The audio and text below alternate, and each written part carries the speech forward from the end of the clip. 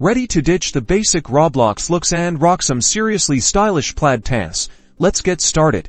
First, open Roblox Studio. We'll start with a blank canvas to design our pants from scratch. Click Base Plate under the New tab. Now, head up to the View tab. This is where we'll access essential tools for designing. Make sure you have the Explorer and Properties windows open. If they aren't visible, click on them in the View tab to activate them. Next, insert a dummy in the Explorer tab.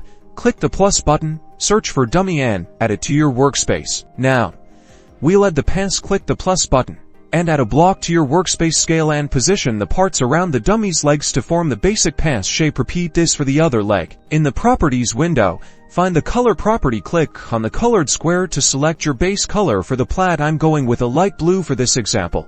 Now for the magic, find a plaid texture online. Then add it to the pants using the texture ID. In the property window, experiment with different sizes and directions to make unique patterns. In the Explorer window, select all the pants parts. Right-click and choose Export Selection. Save it as a PNG. Now, go to the Roblox Avatar Editor on the Roblox website. Click Create and Clothing. Click on Pants and upload your masterpiece.